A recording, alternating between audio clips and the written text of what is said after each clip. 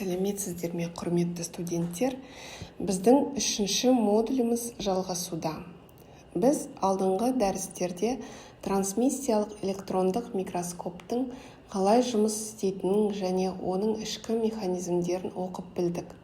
Алайда бұл құрылғы қаншалықты құдіретті болса да, дұрыс дайындалмаған үлгімен ол ешқандай нәтиже бермейді.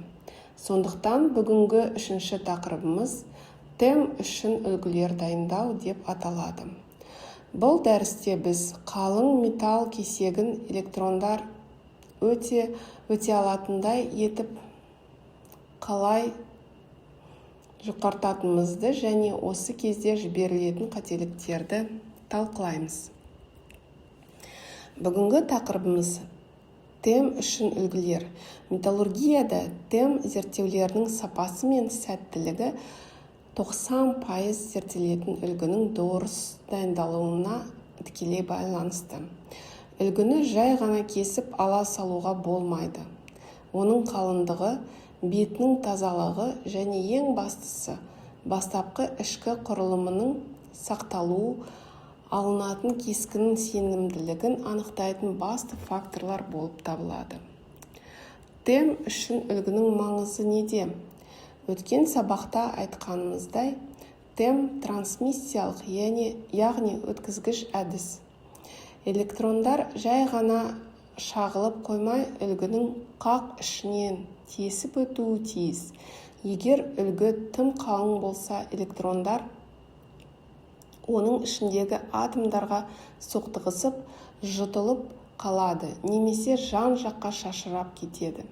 Нәтижесінде экранда тек қап-қара дақты ғана көреміз. Сондықтан дәндер мен фазалар туралы нақты ақпарат алу үшін үлгі арнайы өте қатаң талаптарға сай дайындалуы қажет. Сонымен үлгінің қалыңдығына қойылатын талап қандай? TEM үшін металл үлгілерінің қалыңдығы өте әдетте 100 нанометрден аспау керек. 100 нанометр дегеніміз қаншалықты жұқа?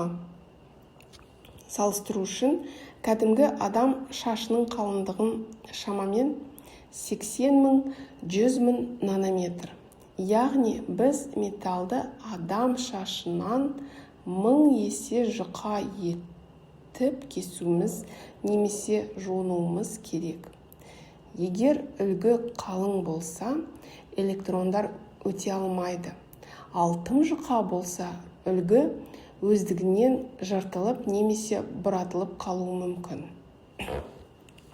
Ғылымда мұндай аса жұқа материалдарды электронға мөлдір үлгілер деп атайды. Кәдімгі шыны жарыққа қандай мөлдір болса, бұл металл фольгалары да электрондар үшін дәл сондай мөлдір күйге енеді.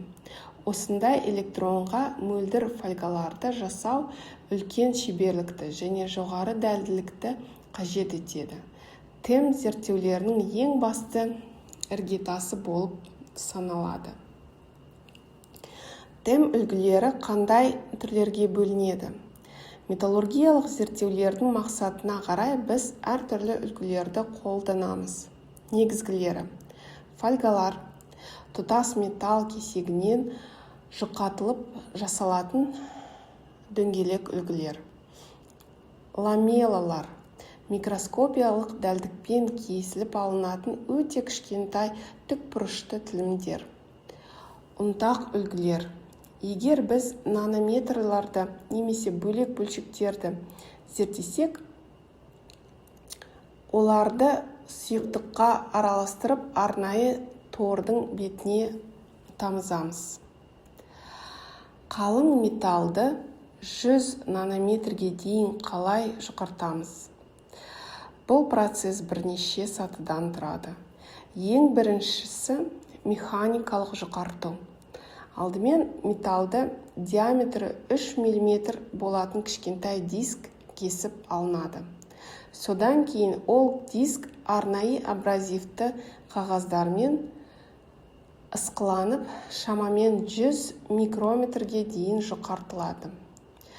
Одан кейін димплинг, яғни дөңгелектің дәл ортасы шұңқырлап қажу әдісі қолданылып, ортасы 10-20 микрометрге дейін жеткізіледі.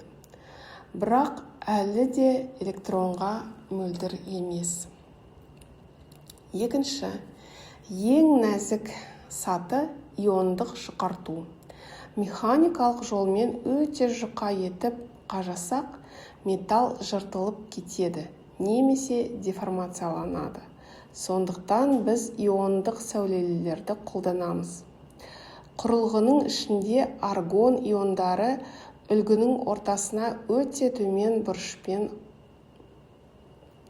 атылады. Иондар металл атомдарын бір-бірлеп жұлып алып тастайды. Бұл процесс үлгінің дәл ортасында кішкентай тесік пайда болғанша жалғасады. Сол тесіктің ең шеткі жиектері 10-50 нанометр қалыңдықта болады. Және зерттеу дәл сол жиектерде жүргізіледі. Бұл әдіс құрылымды зақымдамайды. Ал егер бізде металдың кез келген жері емес, дәл бір жарықшақ немесе дәнекерлеу тігісі тұрған нақты бір микроскопиялық аймағын зерттеу керек болса ше, онда біз ФИП әдісін қолданамыз. Бұл нағыз микрохирургия. Сканерлеуші микроскоптың ішінде галлий иондары арқылы дәл бізге керек аймақтан ұзындығы 10-20 микрометрлік ламелла кесіліп алынады да, арнайы наноманипулятор инесімен көтеріліп, тем торына бекітіледі. ФИП әдісі металлургияда локальды ақауларды зерттеу үшін таптырмас құрал. Осындай миллиметрден де кішкентай көзге әрең көрінетін үлгілерді тем құрылғысының ішіне қалай саламыз? Ол үшін арнайы тем торлары қолданылады. Бұл торлардың диаметрі қатаң түрде 3 мм болады, және олар көбінесе мыстан, молибденнен немесе алтыннан жасалады. Үлгі осы тордың бетіне қойылады. Тор үлгіні құлап кетуден сақтайды. Механикалық тірек береді. Ал оның ішіндегі бос көздері электрондардың кедергісіз өтуіне жағдай жасайды. Үлгі дайындауда қандай қателіктер жіберілуі мүмкін? Егер механикалық жұғарту кезінде қатты басып жіберсеңіз, металл ішінде жасанды дислокациялар пайда болады. Иондық жұқарту кезінде үлгі қатты қызып кетсе, оның ішіндегі фазалар өзгеріп кетуі мүмкін. Немесе ауадағы оттегімен реакцияға түсіп, беті тотығып қалады. Бұл қателіктердің барлығы тем нәтижелерінің қатты бұрмалайды. Сондықтан үлгі дайындау тем зерттеуінің ең ұзақ, ең қиын және ең жауапты кезеңі. Тем үшін үлгіні сауатты әрі дұрыс дайындау. Кез келген металлургиялық зерттеудің сенімділігін қамтамасыз ететін басты кепіл.